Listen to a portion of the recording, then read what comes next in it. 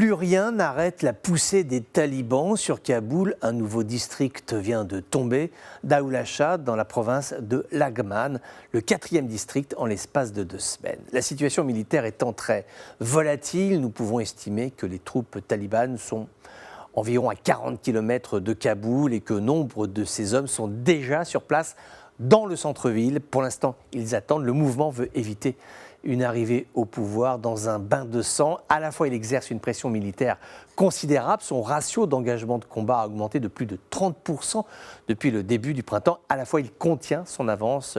Il n'a aucune envie de retenir les 18 000 Afghans qui ont travaillé pour les forces américaines et qui, sentant la défaite venir, réclament un visa pour aller aux États-Unis.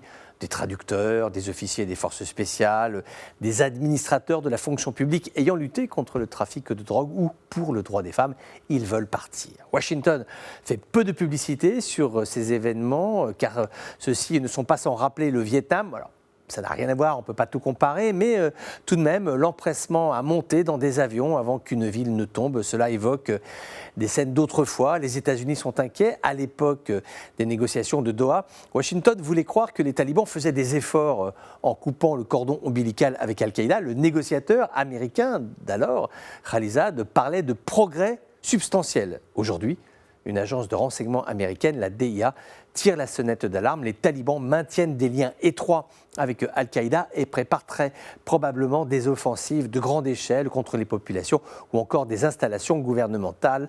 Des éléments auxquels on ne prêtait pas assez attention reviennent en mémoire. Par exemple, cette analyse datant de mai 2020, une équipe de surveillance des Nations Unies avait rapporté que les talibans ont consulté régulièrement Al-Qaïda durant les négociations avec les États-Unis, qu'ils ont offert toutes les garanties nécessaires pour honorer leurs liens historiques. Tout cela est inquiétant, comme ces éléments qui font état d'un projet de création d'une nouvelle unité combattante armée en coopération avec les talibans et cofinancée par Al-Qaïda.